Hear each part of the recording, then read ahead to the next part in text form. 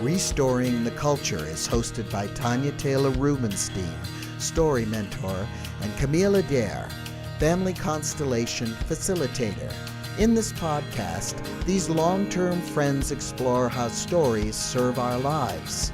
Their inquiry meanders into the realms of science, theater, health, and consciousness, moving the individual and global narratives forward as they draw upon their relationship as the laboratory for their experiments in truth. So many of us feel isolated and alone in our deepest longings.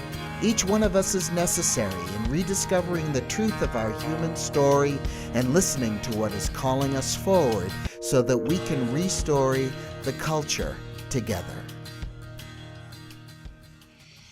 Hello, and this is Tanya Taylor Rubenstein welcoming you back to another episode of Restoring the Culture. I'm here with my dear friend Camille Adair, and today we're going to be talking about restoring your calling or purpose. So a quote I'd like to share with you to begin is from Randy Pausch, who was the author of The Last Lecture. The key question to keep asking is, are you spending your time on the right things? Because time is all you have. And I wanted to share that quote today because I love Randy Pausch. And if you don't know who he is, he was a professor at Carnegie Mellon University, and one of the reasons I remember that is because I went there to their theater department for a while, and when he was diagnosed with it was pancreatic cancer as a fairly young man with 3 young children, and diagnosed a terminal diagnosis, he did a live lecture at Carnegie Mellon that was just supposed to be for his students. And it went on and somebody videotaped it and it went viral on the internet probably 10 or 12 years ago. And then he wrote that book. And I thought it was so beautiful. It's just so profound, so simple, but basically asking ourselves, what are we spending our time on? What we're spending our time on is the way we're spending our lives. And embodying our purpose and our calling or not. Yes. So Camille, I'd love for you to jump in and beautiful. Yeah.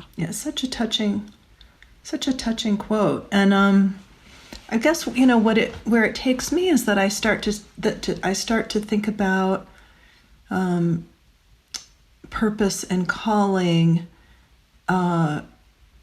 And, that there's sort of like different ways that we can think about that in terms of career, in terms of, but I guess, I'm actually just sort of processing this as I'm hearing the quote, and it takes me to where I went with my work when I was working in hospice as a nurse, and then I went into management and I was managing a lot of people, and I was really struggling with the lack of sustainability in the healthcare culture. So I started working on organizational development and organizational health through this idea of systemic relational health. And I started studying emotional intelligence and became certified as an assessor and was teaching emotional intelligence to healthcare professionals primarily and leaders.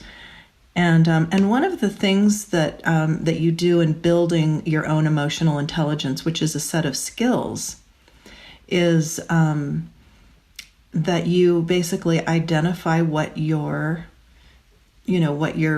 purpose is, or in one organization, 6 Seconds, that I trained with, they call it your noble goal.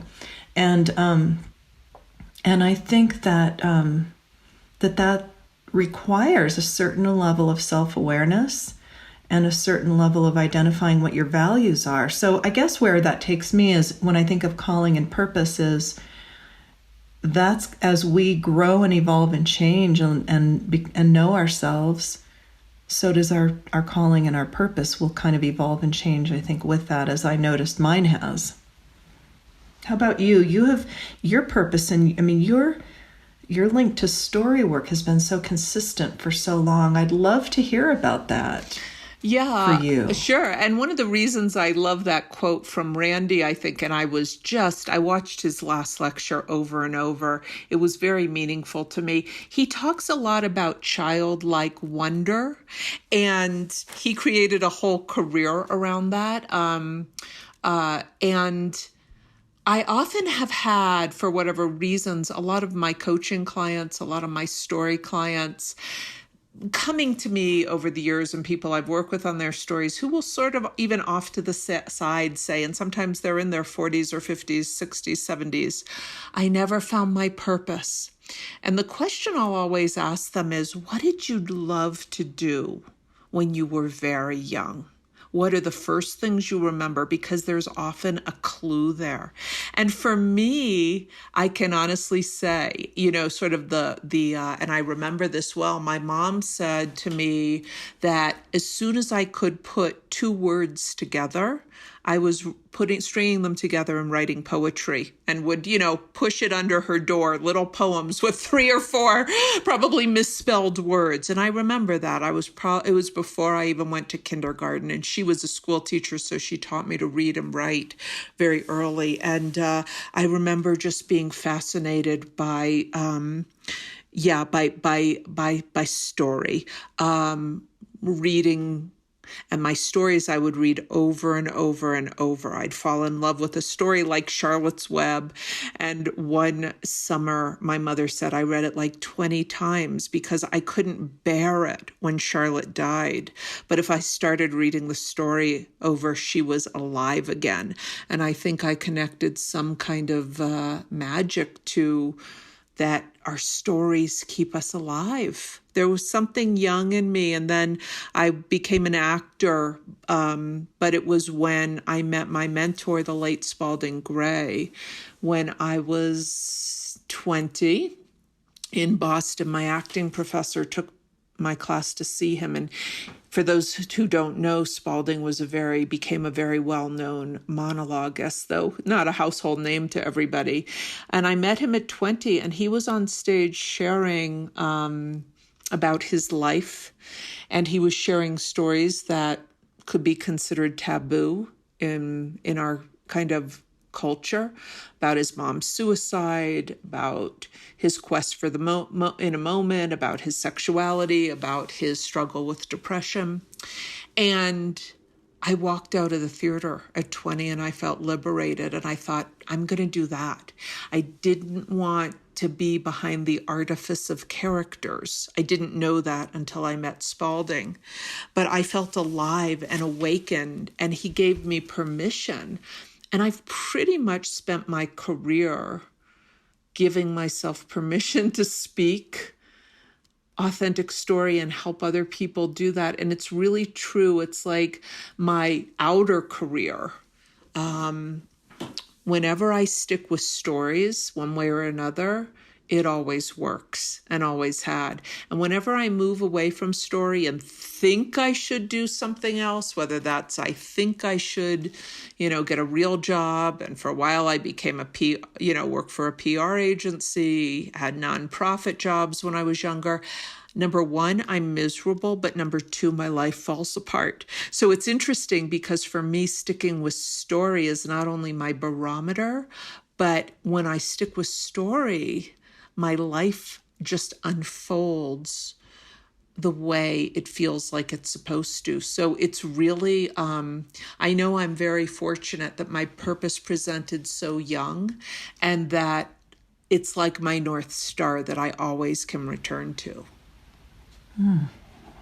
It's so beautiful. It makes so much sense. I felt like you were, like Hansel and Gretel walking through the forest and leaving breadcrumbs for me to follow. It was really, I just had this complete reverie of your story. It was gorgeous. Yeah. Thank you. Yeah. Yeah.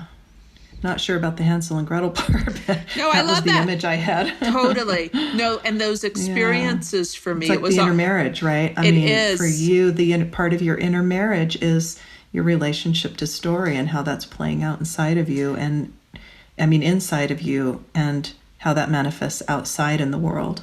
Yes, and it continues to deepen, right, in this podcast. My favorite part is when we share stories. And, and I know there's a spiritual component in story work, too. That feels like at this age in my life, in my 50s, the part that I'm most interested in exploring, that gestalt, that intersection between spirit and storytelling, something that intersects in my work with you, in our work together. But when people aren't sure their purpose, just getting back to and what you said about Hansel and Gretel, I think breadcrumbs are an important thing, because I think the world can put heavy pressure on us around, do you have your big purpose?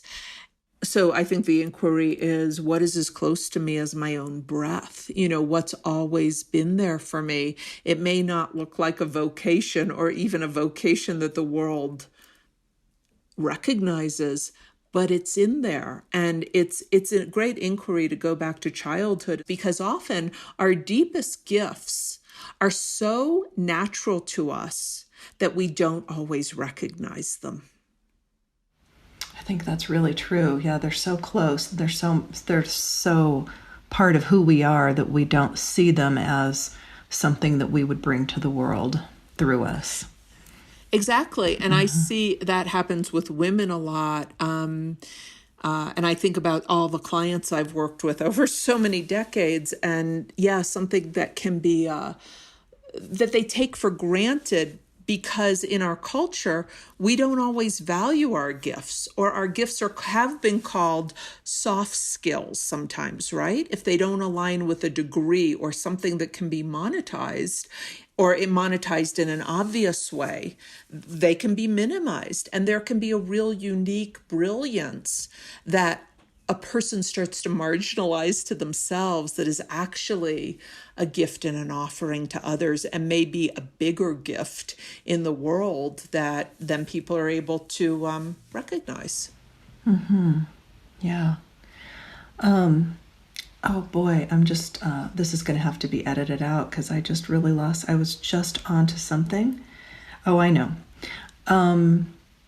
So I think one of the things that we confuse is calling with how we make money. Yes. Right. And I think that it's a tricky dance, because we all want to do, we all want to, do what we love in our work, and we'd love to make money that way. But the getting there is not typically a straight line for most people. And I think what I'd love to do is you talked about your sort of calling, and we thought about through story and breadcrumbs, and you took it back to childhood and what do people love. And that really makes me think about mine. I haven't thought about it in that way. But when I was growing up, both of my parents are therapists. And so we would have, they'd call a family meeting, and, 4 kids, I'm the oldest of 4.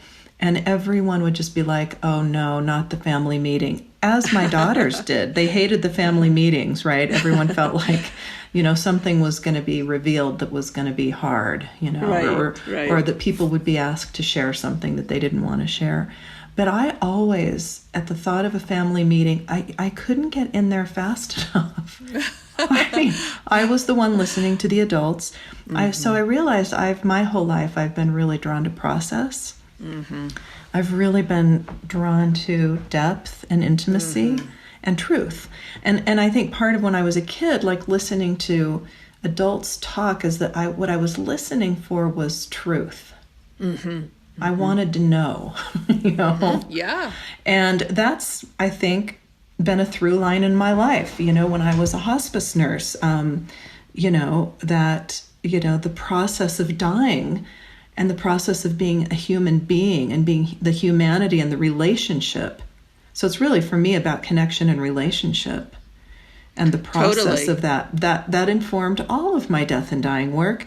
And then it went into my, emotional intelligence work and mindfulness work, and obviously in the Constellation work. I mean, that's very relational. And I think, for me, the other words that come to mind are, it's as if I'm drawn to process and what can come about from, in relationship through process in the mystery that has to do with inspiration, truth, and revelation, and that is transformative, and that often is unconscious and held in the mystery. So it's a lot of words to try and describe something about myself that's drawn to the process of relationship and the transformative power of that, I think, and finding truth, which is never one thing, right? So for me, that's also part of, restoring the culture around this, is that a calling is not a set point. A calling, like when I think of calling, I think for me how I would restore that is that it's not something I'm pursuing. It's actually something that has called me. Yes. Like tag, absolutely. You're it. Yeah, totally. Right. And I can feel it coming, but I don't know what it is for a long time, but I feel like there's something else out there. And then when I'm called, it's like I slip in and it's almost effortless. And then I'm like, oh my God, this is it. Like, how did I get here? Sort of like, how did I go to nursing school? That was like a big, huge question mark, right? Because that was like never really on my radar until it was. Same thing with, moving into hospice work and Constellation work. That was a total calling that called me. I wasn't looking for that. And the same thing with the Jungian work, here I am 54 in graduate school so that I can fulfill this thing because I'm being called into this Jungian container. I don't know where it's going to take me, but I feel committed to show up as fully as I can so that I can be in this journey with myself and respond to this call. So it's really interesting, how do we restore it? Because I'm starting to think like we can misinterpret like calling as something that comes through our will, but I actually think there's something bigger at work. Oh, and that totally. something bigger may be also a bigger part of ourselves, but there's more magic to it than we realize, I think. Well, I totally agree. And one thing I want to share that has been super important for me is to trust that intuitive voice that you're talking about, the way you just kind of slip in and it's effortless. But there's something to that about trusting. And I know that I've had some, projects that I've done, like when I did the Cancer Monologue project. That was very much part of my calling and purpose, but A, it came in a dream, and B, it didn't make any sense, and I followed it anyway. And I want to say that in a business program I was in, have been in, it was like it showed up, and on one level, it didn't make sense, but there was a draw right from the inside out. To me, there's something that when something's about my calling, it's not about my ego. I'm not just making a mental decision.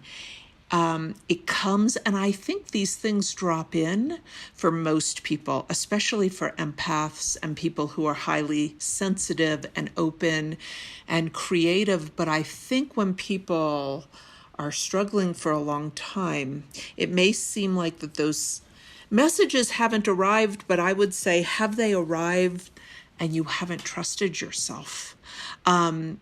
Because I also know times in my life when that calling has come and I've ignored it, or I've marginalized something that wanted to come through because I wasn't in a space where I was trusting it. So I just wanted to say that for me, it arrives and it will come from a place.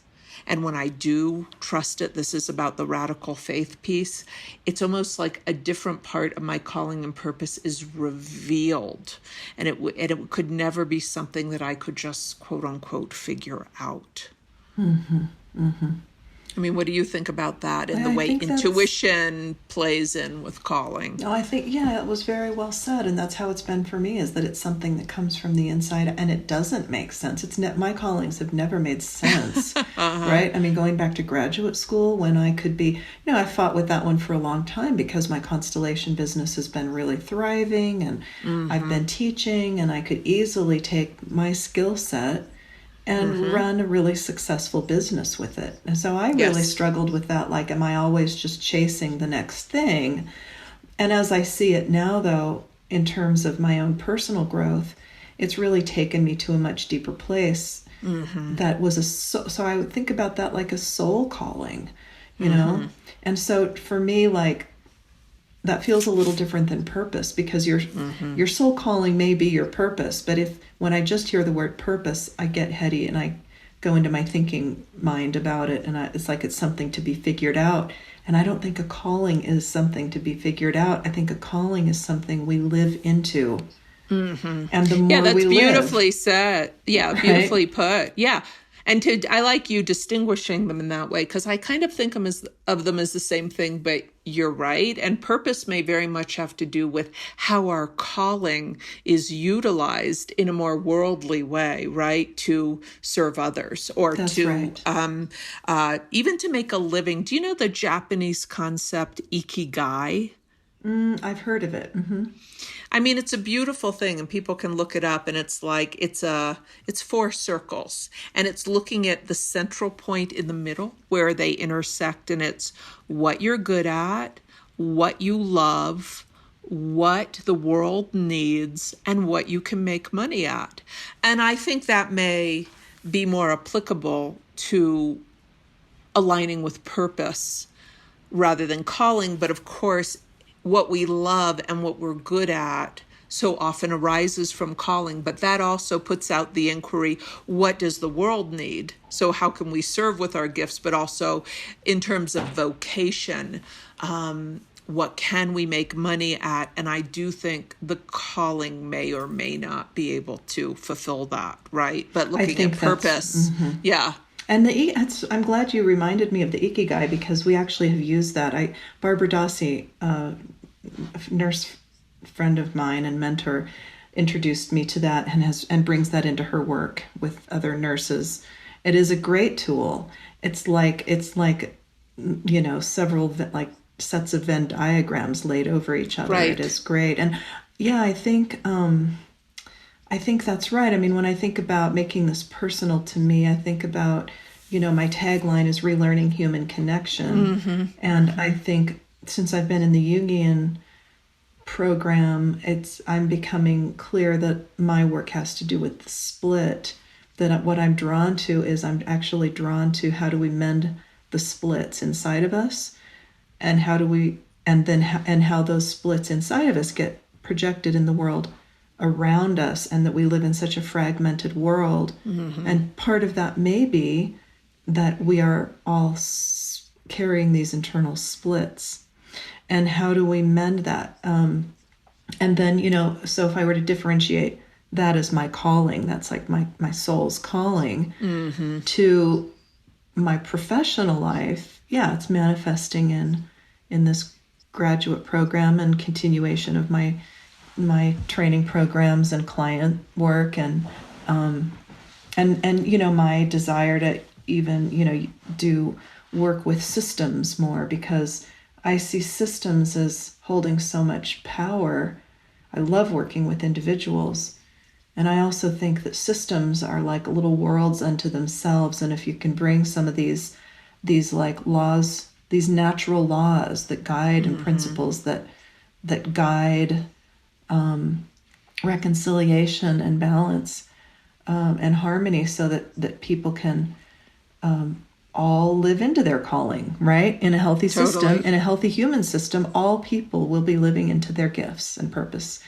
Well, and that's something we're really looking at now, right now in the midst of the pandemic, right? In terms of restoring the culture and seeing the parts of the entire system that have been toxic and broken. And how are we going to shift the split collectively so that we're not going back and recreating the old culture, and rather moving with the energy of this pause and what it's teaching us. And I'd love to hear what you want to say about that, because I know it's bubbling up for everyone. You and I were talking about it this morning on a phone call, but the way I'd love to hear what you're thinking in terms of sort of the global system, some of the collective systems that are not only failing us, but we're seeing the human impact and the impact to the earth.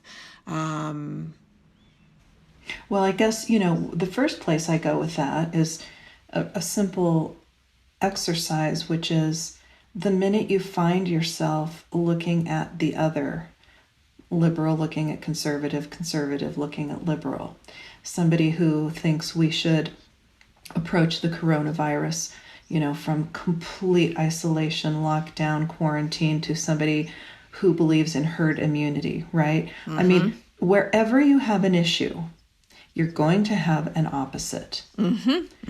And so if you start to find yourself getting really revved up inside and thinking about that other who represents that issue, and you start feeling like you are really right, you're convinced your way is right, I think be very, very careful.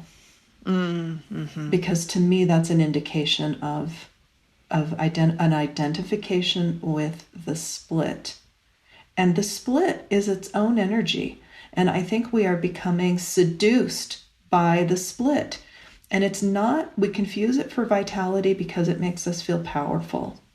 And we have confused opinion and belief for relationship.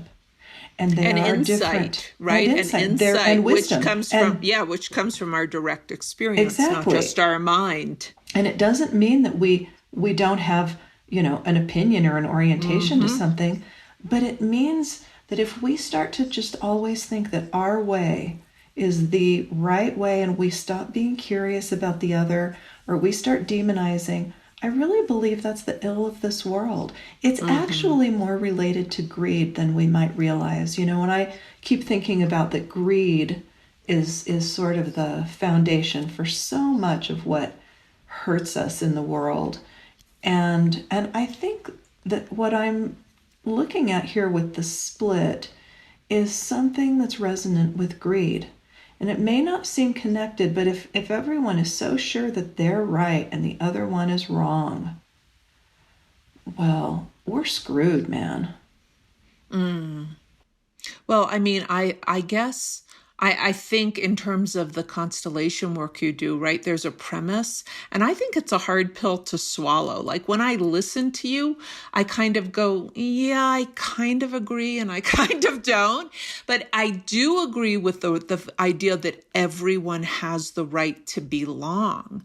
And it's a hard pill to swallow in a world where there's so much perpetration and where there's so much pain caused by certain toxic systems and people running with that, right? Whether that's white supremacy or whether that's patriarchy. And yes, we're all carried along and damaged by patriarchy, the men and women.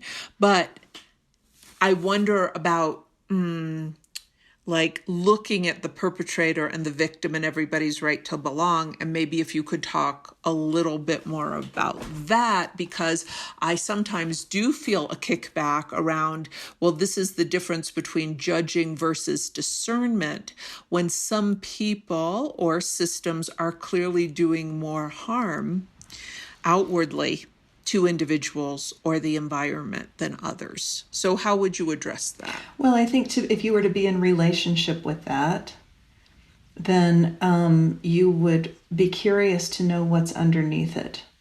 What's underneath the perpetration? What's underneath that thing that is causing more harm than good? And our human inclination is to push away everything that feels dangerous and uncomfortable to us. But the truth of the matter is that we live in a closed system. So if we talk about systems, global systems, we could talk about the planet Earth. Every time you throw something into the garbage, that thing doesn't disappear. Exactly. It goes into a landfill, or it goes into, you're putting it in the compost. Everything is recycled. Even sustainability, which I've always been drawn to. Sustainability itself is always changing because we're always evolving and changing. So we always want to find one right answer that is the recipe, but we are dynamic, evolving beings constellating around each other, and sometimes it gets messy. And the truth of the matter is humans hurt each other, just like absolutely, just like suffering's part of the human condition. having pain, physical pain and emotional pain. It's part of having a body and a heart and a nervous system, you know. And I think I'm not saying we should run into the belly of the beast or throw ourselves in harm's way. That's not what I'm saying at all. But what I'm saying is that we have lost our ability to have creative dissonance, which is a phrase that I've learned from someone who's important helping me in my life right now in my training. And this idea of creative dissonance is really, I'll tell you a little bit based on a dream I had recently that is still with me. I had a dream early on in the pandemic where I was given the answer to how to deal with the coronavirus. And that answer was that I literally had a high-pitched tone that I was singing through my right bundle of vocal cords, and I could even put my fingers on my throat and feel where that was, and I was singing in kind of this high tone. And then on the left side of my throat, I put my fingers there, and I could feel myself singing in a low tone. And there's a way in which if you sing in a high tone and you sing in a low tone, you can actually do that at the same time. And it creates an undertone that's like this. That we think of like when we hear certain monks singing. And monks, that's what I was going to say, like the Tibetan monks chanting. Tibetan monks chanting. Also, it takes me to my ancestral roots, which is, when Swedish women call to the animals, they do that very same thing of they mix a high note and a low note, and there's another bass note underneath it that creates some kind of a harmonic convergence. Now, this person who I've been talking to about this is actually an expert in music, and he was saying, that's real harmony. That's what makes music really brilliant and interesting, is when you bring in dissonant notes, and they create something that is completely different than themselves as dissonant notes, right? They're dissonant to each other. And that's what creates the best music that we have on planet Earth. And so why wouldn't it be the same thing with human beings?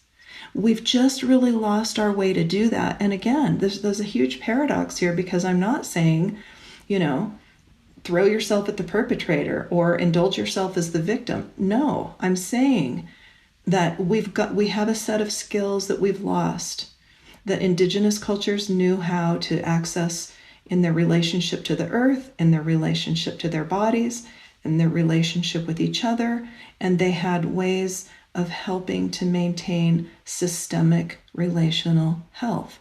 And we've really lost that, and part of our losing that has to do with we are not able to deal with discomfort, dissonance, and therefore we don't have resonance. We will never have resonance until we can incorporate dissonance. I agree, and I learn a lot from you, and I have my own sort of process with this, but I want to share a story about doing a constellation with you, because I feel very, very, very charged personally, and I want to share this because I'm sure some of our listeners do, particularly as somebody who has identified with people who have been harmed. I mean, I feel very angry about what's happened to Indigenous people in this country. I feel very allied with Black activists as a white woman, but I understand that the voices have been marginalized, their culture, they're at risk for everything more in this culture, which is really capitalism run amok based on patriarchy and white supremacy, the deep, deep cultural ills. And I have a lot of, allegiance with people who have been marginalized. And I think we can all be marginalized, though, in different ways. That's a different conversation. I think spirituality and people who are intuitive and empaths and psychics have been marginalized in Western culture. There's levels of it, right? And we're reclaiming some of that on this. But I do want to share that it was fascinating to me that I did a constellation with you not that long ago in a group.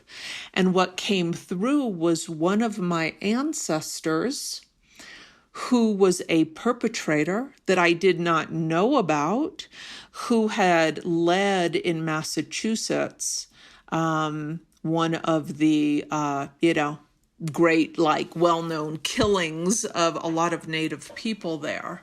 And that there's even a statue of him in a square in Springfield, Mass.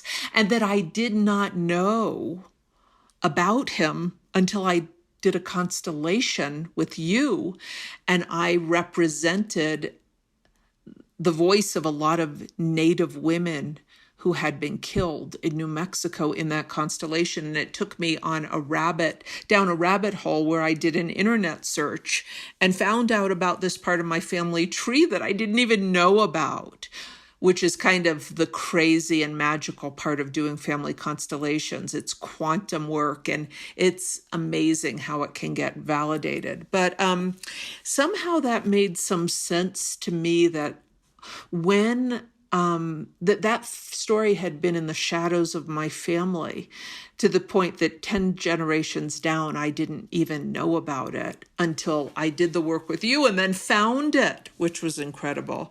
That somehow it's the thing you've talked about before, that we each have our own history, that we're each spiritually sovereign, that we each have our family history, that we are trying to reconcile things that are multi-layered and multi-dimensional, and often we don't know what's moving our anger or our rage or our kickback to something.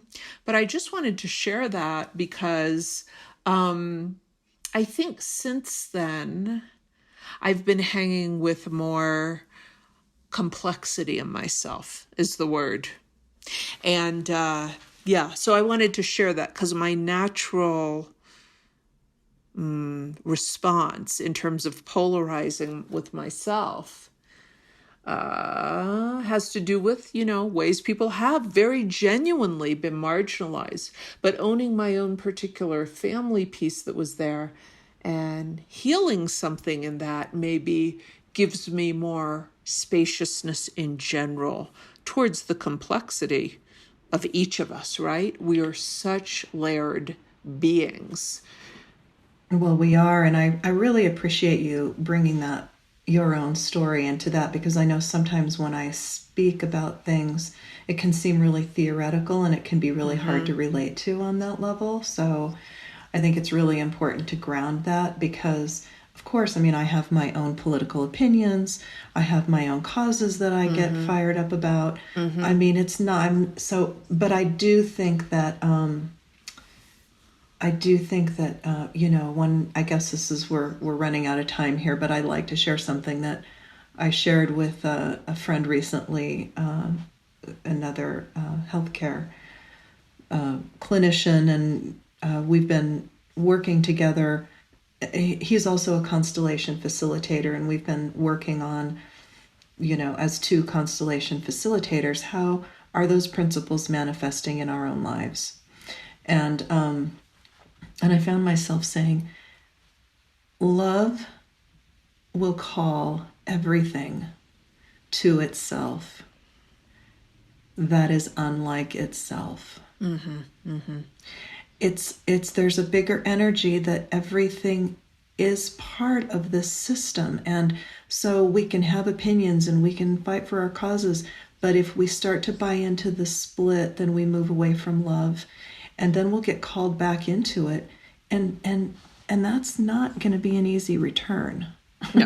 No, totally. It reminds me of one of my somebody who was so dear, and he passed from Lou Gehrig's disease. He was my daughter's preschool teacher, and his name was Robbie. I'm still friends with his wife, Martha. Incredible, incredible people. And he was like out there in his like the 60s hippie, tie-dye t-shirt, a very, very loving being, and certainly very radical and sort of on the left, but very loving, very wise, an astrologer.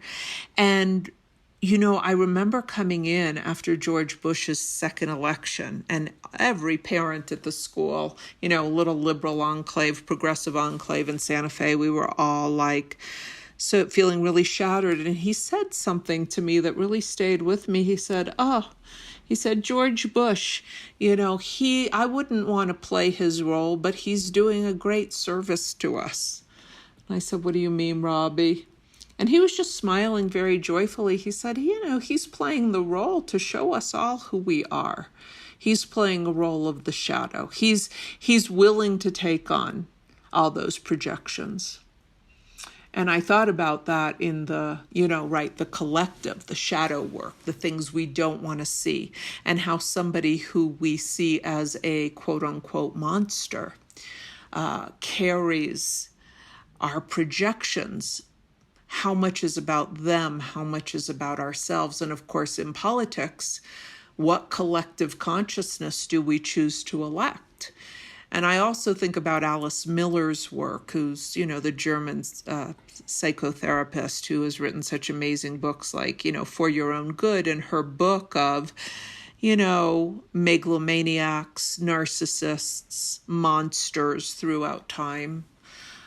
Who we would label monsters. And of course, what does she reveal is not only the abuse that they have suffered as children, and I'm talking ones who go on and do great, great harm collectively, but the fact that they weren't seen and they weren't witnessed.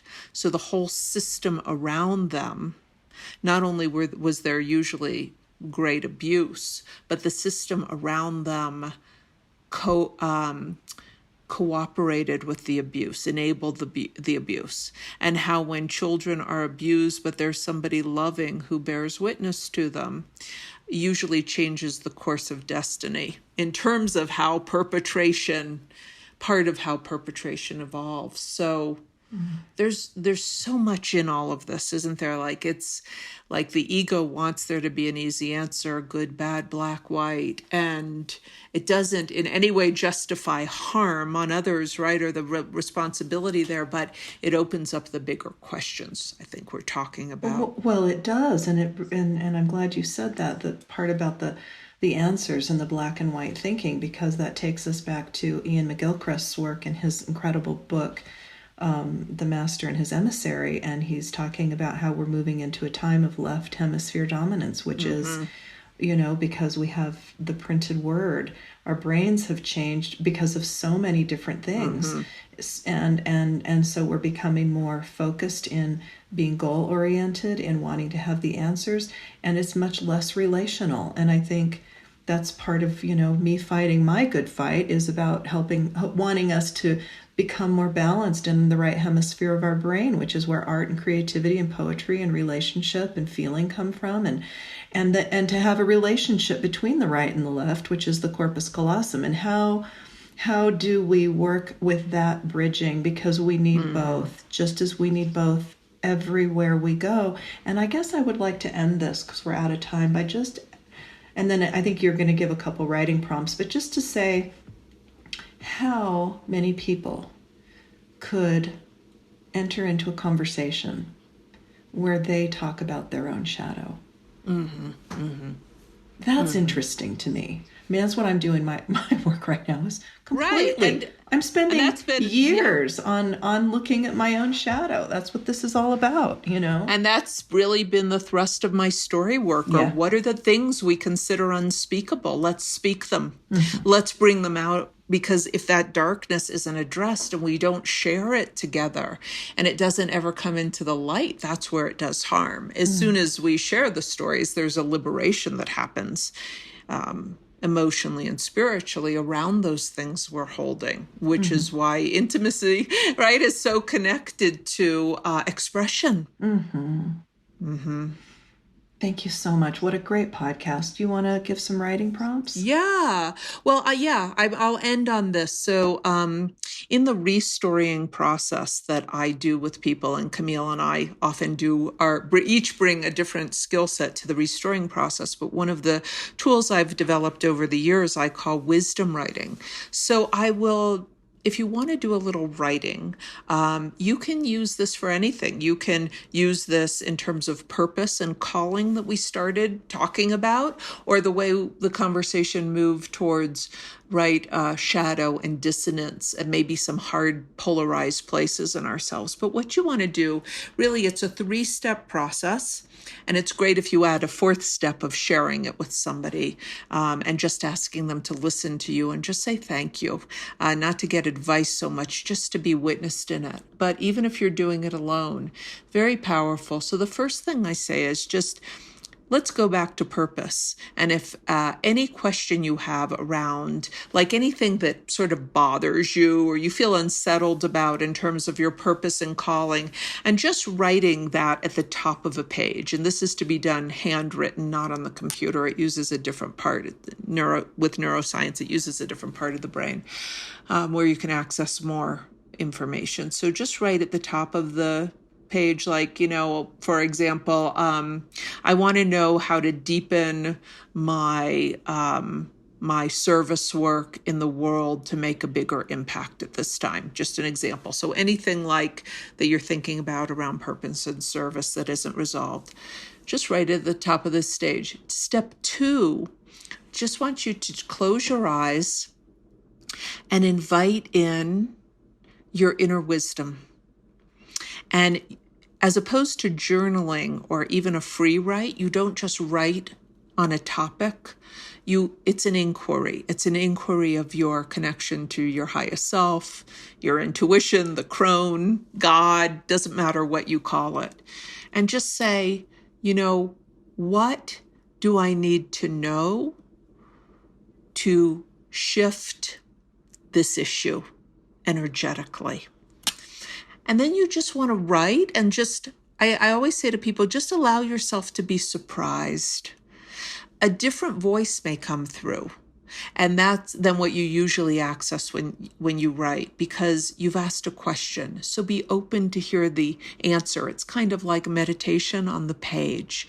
Keep your hand moving, write without stopping to judge. Don't, worry about spelling, grammar, punctuation, any of those things. And do it as a timed writing. So set your timer for, 15 minutes to start and let yourself go. And really just stay open to see what comes. And the last part of the exercise is, number 3, what actions can I take at this time to help me move forward in terms of a resolution? And you can honestly, and then again, set the timer for 15 minutes and see what wants to come in terms of specific actions. So the answer to question number 2 is more about the energetic, the consciousness, any insights, any shifts in your identity or creative ideas that want to come in terms of how you can meet the problem. And number 3 is really about any direct actions you may want to take. And then if you're able to share both your story and the restorying that happens around it with somebody, ask them to just listen to you, that what you're seeking is just to be witnessed rather than to be given any advice, because it's really just about being witnessed by another human being in the wisdom that is bubbling up from within. Thank you, friend. Thank you, Camille. Always so wonderful to talk and share this with everyone who's out there listening. Thank you for joining Camille and Tanya for this episode of Restoring the Culture. If you were inspired, we would deeply appreciate it if you would leave a review on iTunes or any other platform where you heard our podcast. For more ongoing inspiration and support, please join our no-cost global Facebook community, Restoring the Culture. You can support our podcast by making a donation here. And remember, we are each restoring the culture as we restory our own lives. See you next time.